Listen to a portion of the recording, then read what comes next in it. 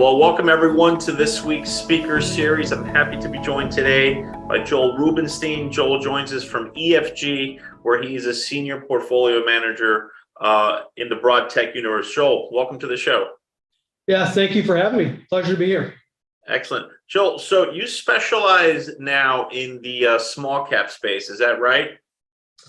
We actually cover the entire growth universe from small to large, but really our pedigree and our background is rooted in, you're right, small cap. The core team here really joined EFG from a boutique manager that managed several $1 billion of institutional assets, and our focus there was on small cap growth.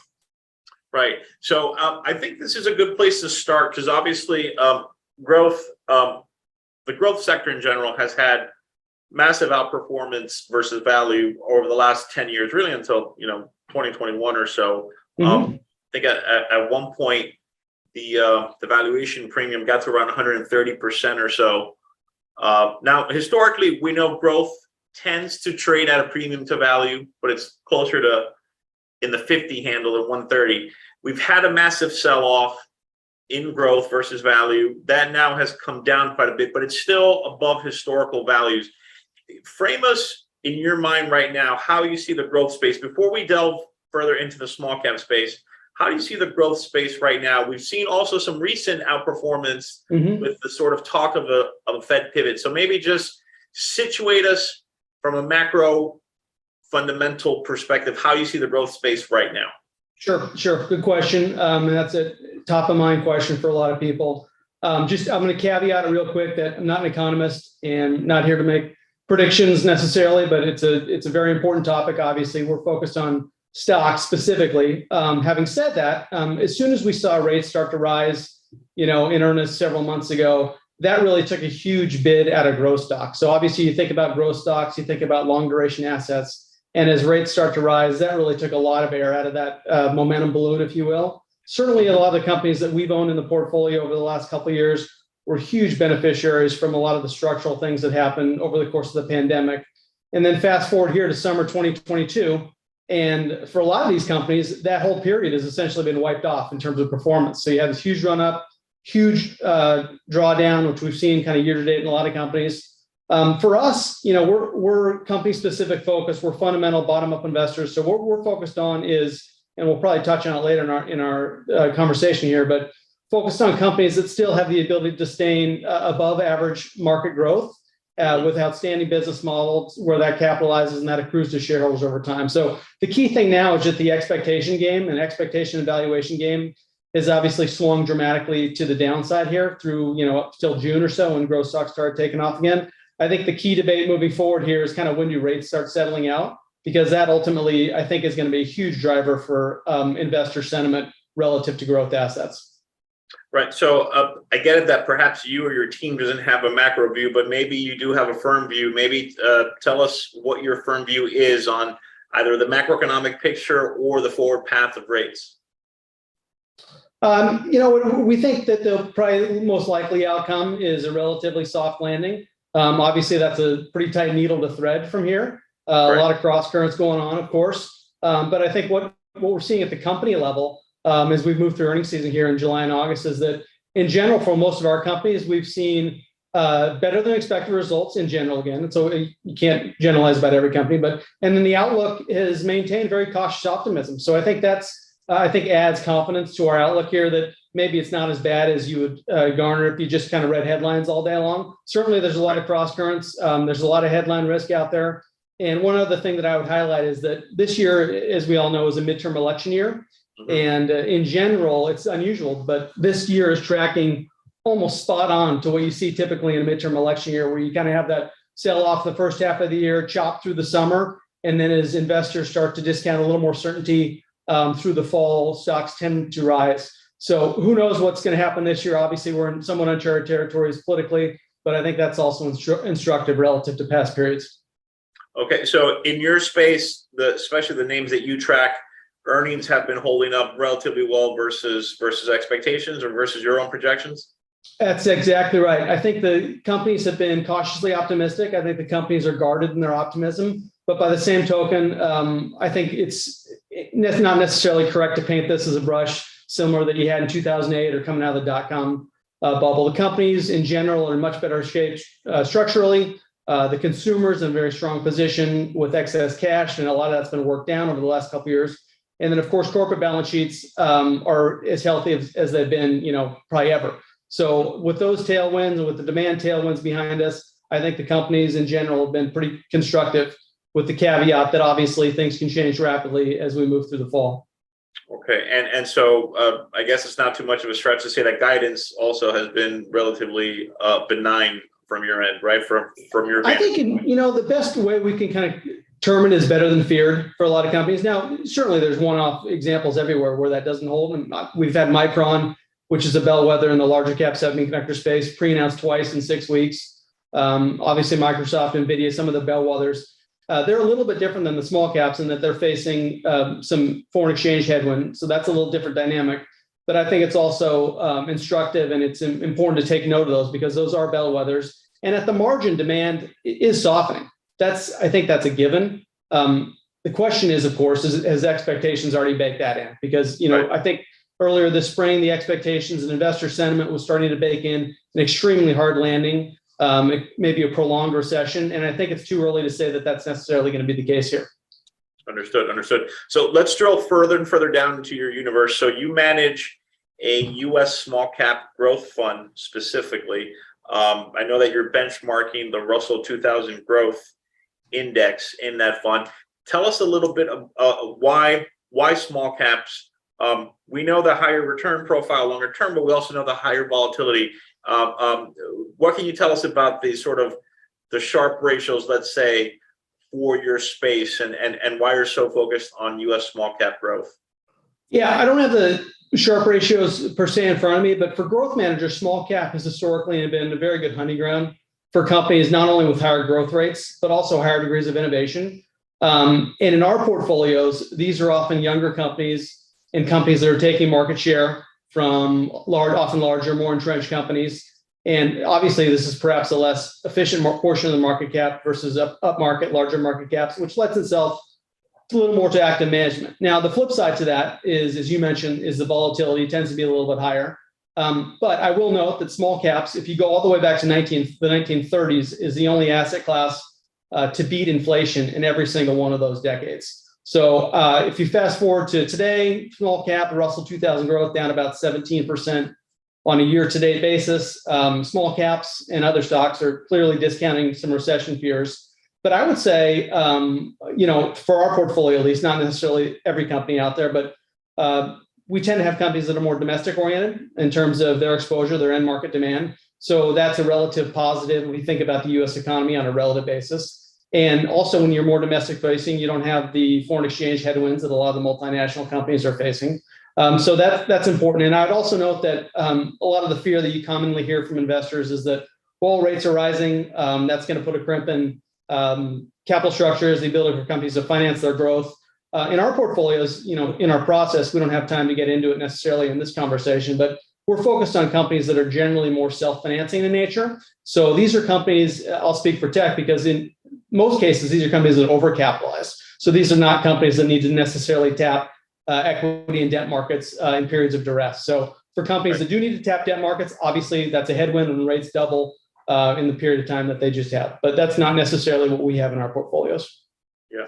And I'd like to remind everyone that if you do have questions for Joel, you can submit them either via the chat or to me directly. I'd be happy to read them out to him in about 5 minutes or so when I'm done with my conversation with him. Joel, I'm a firm believer in the small cap space myself. In fact, I have sort of like a go-to line when people ask me what they should put their children in for accounts for their children. I go, just buy a small cap ETF and forget about it and put money in it every year. And 30 years, you'll be very happy. So I'm a believer here. Let me ask you this. We've done in-house some research on the mid-cap space. Are you at all involved in that space? Because what we've seen from our research internally here is that the mid-cap space, it sort of seems to be like a niche a market where there's a bit of an anomaly because we see the returns are similar to small caps. the volatility is a bit lower than small caps, or the volatility profile is closer to large caps. So it's actually a more attractive risk reward profile. Have you seen any of that dynamic, or do you incorporate any of that thinking into your strategy, or are you focused solely on the small cap space? What kind of flexibility do you have beyond there? Great question. We actually have a mid cap fund as well. So it's Okay. it's a little bit different. It's a more concentrated fund. It only has 30 holdings in it, whereas the small cap growth fund will have 85 to 95. We're fans of the mid cap space. I will say that the mid cap space, I think perhaps more than any other during the pandemic, was really the poster child for some of this exuberance that we saw get into some stocks here. So I think some of that air is still coming out of that valuation, so to speak. And one thing that would kind of support that is that mid caps actually relative to small, and I know that wasn't necessarily your question per se, but traded a pretty big premium to small caps. Now that's happened before. It happened in the late 90s, but it hasn't really happened before other than a brief period in 2015. So that's just, there's not necessarily a conclusion from that. I think it's just interesting to point out. We're fans of both spaces. We think alpha can be derived in both spaces. I think right now, if you ask me, which is relatively more attractive, I'd probably say small cap. But I mean, it's like asking about two kids, because we're invested in both spaces. I will say that, to the mid cap point, I mean, a lot of those companies, a lot of the companies that we own in small cap, you have the ability to own small cap and turn out to be success stories. Then we have the luxury to keep owning them in our mid cap fund as they've graduated out of the small cap fund. So that's one of the nice beneficiaries of our platform here. Right. And maybe let me ask you this, because one thought that comes to mind that I hear sort of pushback now, especially in this space, small cap growth, where a lot of the hit that the growth sector has faced has been on the multiple side, because like you said, earnings are not coming in that bad. It's been mostly a multiple contraction story, right? Fed funds. What do you respond to investors that might say, well, okay, I see sort of growth here, but if I'm going to play growth, I'd rather play in large cap space because those companies are likely to have more robust earnings, whereas the small caps, it might be sort of not startups, but in the earlier part of their life cycle, their earnings cushion might not be as big as some of the larger names out there. What's your response to that kind of retort? I mean, that's possible. That's a fair comment. I mean, we manage large cap growth assets as well, but I mean, I would say it depends on the part of the cycle you're in. So it's a trade-off between, I think, relative durability and safety versus more explosive growth. One thing I would say is we get a similar question a lot of times, growth versus value. And, we focus on growth stocks. So I'm not here to put a stake in the ground either way, but I think a balanced approach, and I think you can apply that both to small and large.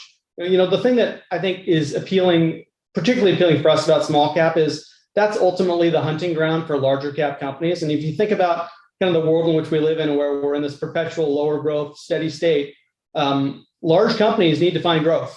And the natural place to look is high performing, high quality small cap growth companies that have scalable financial models.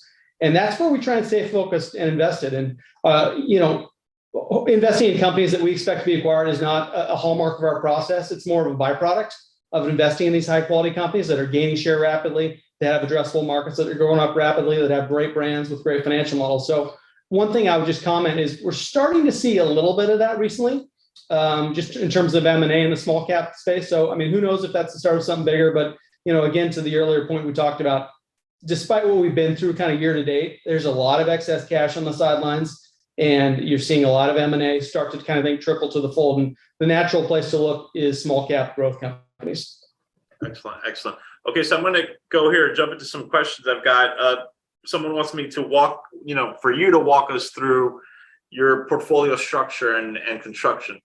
Okay. I mean, our philosophy is pretty simple. It's to invest in leaders and emerging leaders. And we have a bottom-up process. It's a fundamental approach, and it's grounded in industry research. So we're aware of Wall Street consensus, and we take meetings with companies we own or don't own, the CFO, the CEO. But the core of our research is industry work. And that's because the quality of information there is higher, and it's not already discounted in stock prices. So that's a big number one component. I think the other thing that's important for you to understand is that we have an experienced team that we've worked together, the senior members, going on 15 plus years. So that's unique in our space. And the other thing that I would identify is we have a collaborative approach. I'm one portfolio manager. We have 3 senior PMs, and we employ a collaborative approach to managing the portfolio. We've seen, and we've all worked in a star PM kind of framework. That can work for some, it doesn't work for us. And then the final thing I would say is we have a very structured and very disciplined and repeatable process that we apply from our small cap product, mid cap, and the large cap. So it's the same framework and process really across the board. Okay. Any sort of comments as to sort of portfolio positioning and some of the different sector weights that you're in right now? It's interesting. We're now, we went through a period of probably a year or so where we were relatively underweight some of the traditional growth sectors. And the first one that comes to mind is tech. And since the end of the first quarter, March, we've actually shifted to an overweight in 3 of the 4 traditional kind of growth sectors. And those would be healthcare, technology, and consumer discretionary. And I should caveat that with our sector weights are, we're agnostic. We tend to follow growth, but there's been many times where we've been underweight technology. In fact, much of last year we were, but the sector weights are purely a byproduct of our stock picking. So we're certainly aware and pay attention to what's happening macro-wise, but that's not the core of our process. So I think that's interesting to note. And kind of the sector where a lot of that has come from has been some of the industrial areas and some of the maybe traditional value-oriented sectors that we had some exposure to, but certainly not a lot. But now the portfolio, as we head into kind of the back half of the year, looks a lot more like you'd think a traditional growth fund would look like.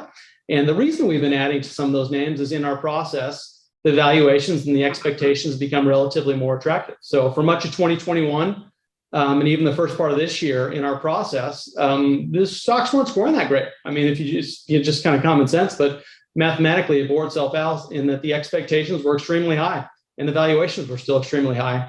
And we moved to August now, and you've got companies that have been cut by 20, 30, 40, 50% in some cases, where the underlying business metrics and the business momentum has not been cut by that much. And so that delta is our opportunity. So that's where we've shifted at the moment. Right.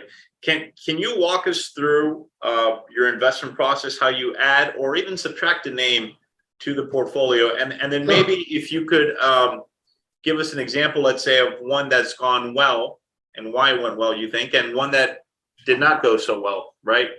Somewhere where the thesis did not hit. Yeah, go ahead, please. Yeah, sure. We've got a framework that combines a number of qualitative and quantitative elements. So there's really 4 distinct components, the sum of which yields the score, which we call the quota in our process. The first one is the quality grade, which ranks 10 attributes that tend to be longer term in nature. So these are the traditional metrics you might think of: market share, increasing addressable market, quality management, employee trends, brand, what have you. And each of these attributes is ranked 1, 2, or 3, good, better, or best. And so that's really our first screen where we're attempting to identify the high quality companies in the universe. And just to go back to my point on industry, any one of us could sit behind our Bloomberg or our FactSet and come up with a guess about what a ranking might be. But we really try to utilize industry participants as much as possible when we're crafting these scores and we're coming up with these scores. We're not looking for a holy grail, one secret piece of information. We're really attempting to paint a picture in real time of who's gaining share from a product and service perspective, and also from a people perspective, who's gaining talent in the industry.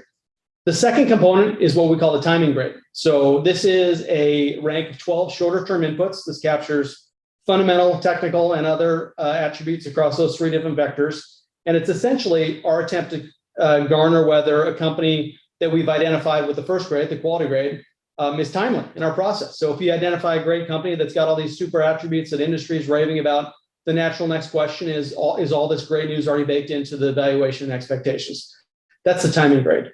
We marry that with 2 valuation grades. One's more shorter term oriented, and the other one is more longer term oriented, where we use return on equity divided by the forward PE. And this is our attempt to make sure that we're staying invested as much as possible in companies with scalable business models over the longer term. So we have growth companies. We have companies that at some point, some of them right now don't make money, don't generate positive operating cash flow, but we're focused on 2, 3, 4, 5 years down the road. And we want to make sure that financial model supports returns to shareholders. So you sum up all those grades, those 4 scores yield a score, which helps us to stack rank the portfolio in real time on a like basis. It's important to know that it's a framework, doesn't spit out trades, doesn't give you the right answer. We can have two stocks that have similar scores that we would have wildly different weights. And the reason for that is ultimately it's going to come back to our confidence in those inputs that from which the score is derived. And Right. the common denominator for those big positions is that a high score, a lot of confidence, and that typically will start with our industry work. And so that's kind of our process. That's how we get to it. And I think you mentioned about kind of how would a stock, that's how a stock gets into the portfolio. Again, that'd be on a collaborative basis. We would talk about it. We have daily meetings. We have ad hoc meetings as necessary. And how something would leave the portfolio. The best case scenario is it graduates, of course, but when we're wrong, I think one of the things that we've learned kind of the hard way, which sometimes the best lessons, is that it's better to clean up your mistakes early rather than hold on and kind of hope for a turnaround while you own a stock in the portfolio. So that's one of the great things about having my peers around me is we keep each other very honest, and we're quick to sell where we've made a mistake or a fundamental investment thesis has changed or a better investment arises. And we like to say we're happy to buy things back later at a higher price. We don't want to be beholden to, I don't want to sell this and have to buy it back. That doesn't enter our thought process at all. So I think that's something where the team has gotten a lot better at. And you've seen that just today. You asked the question, Six Flags, which was an operator of amusement parks and a variety of other ancillary businesses. We had owned the stock earlier this year, and estimates were rising. Travel was increasing. Discretionary spend was increasing. Experiential spending was increasing as people got out from underneath the pandemic. Yep. They missed. This was in the spring. We sold it.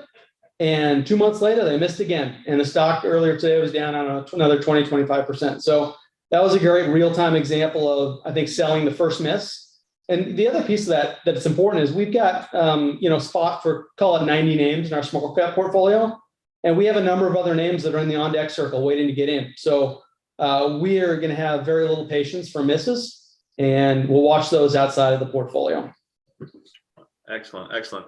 Great. So I have a question here on, are you seeing privatizations now that valuations have come down?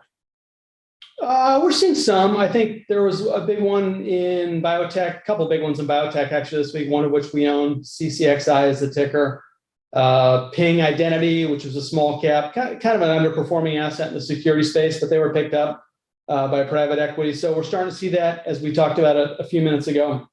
And I think biotech, which is an area where we have outsized exposure, which has been up until the last 4 or 5 weeks, just a train wreck of a space. I think you're starting to see an uptick there in investor activity and M&A activity. And some of that may be driven by what's in some of this new legislation that's passing through Congress, because I think a lot of that, some of the tenets in there will serve to accelerate M&A. But again, big cap pharma is a great example of companies that face patent cliffs, that face a growth problem and have excess cash. And you have impressive biotech properties selling for now fractions of what they were, a year ago in some cases. So that are real, that have real pipelines. So that's something to watch, and I think that'll probably continue as we move into year end. All else equal here. Right. And I know that you have both a fund structure and an SMA structure. Give us the primary differences between the two in terms of either portfolio or cost structure.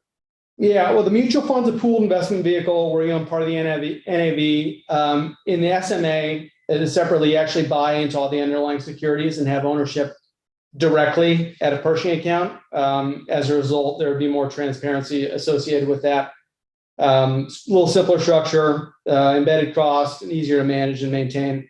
The pricing component, I believe the SMA offers more price flexibility. I would probably defer to Don to take you through the specifics there. And certainly if there's more specific questions, happy to follow up with that. But that's a little bit outside of my wheelhouse, so I don't want to speak out of turn there. Sure. Another question here. Can you borrow against the SMA? You can, because the client has direct ownership of the liquid securities, so that you're able to borrow that if that's desired. Okay. Another question here. What's your opinion on SPACs? Well, it was quite a party while it lasted. I think people ask me sometimes, how does this compare to the .com or financial crisis? I think for the companies we're invested in, it doesn't compare at all, because these are real companies. I think what we saw in 2021 and the really early part of 2022 is you saw a lot of very marginal companies that made it to public markets that otherwise had no business being public companies, and good for them. I mean, it took advantage of it and used the financing vehicles there. But I think a lot of those companies, I mean, we're seeing it. While we've had a lot of our companies, bounce back massively in the last 6 weeks or so, a lot of these kind of former SPAC companies some have bounced back, but some really haven't.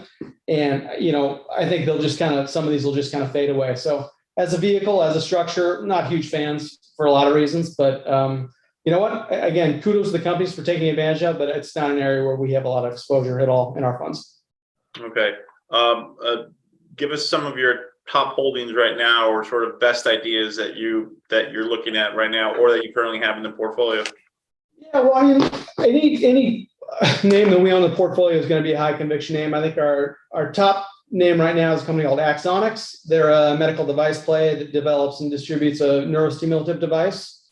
We own a company called Chart Industries, which is a supplier of highly engineered equipment and solutions for the liquid gas industry. If you think about what's going on there in those energy markets, so that's an interesting growth way to play what is typically viewed as a commodity market, right? We've got a company called Chemocentrics, which I mentioned. It's a large position now just because they were just acquired. That's on its way out of the portfolio. Semiconductor name, Silicon Labs, which is diversified analog mixed signal company, which benefits from kind of the digitization IoT theme, which is pervasive in a lot of different industries. Onto Innovation, ONTO, is a supplier to the semiconductor capital equipment industry. We have a number of other biotech and healthcare names. We own SunPower. I think many people are probably familiar with SunPower. It's a top 10 name for us. So a pretty diversified set of companies if you take a look at our portfolio holdings. And I think just in tech per se, since you didn't ask, but I'll let you know, our exposure is really focused on, I think, share gaining semiconductor companies in the small cap space. They're really benefiting from, despite the slowdown that's pretty well documented, the industry has consolidated a lot. So the behavior is far more rational. The business models are far better than in cycles past.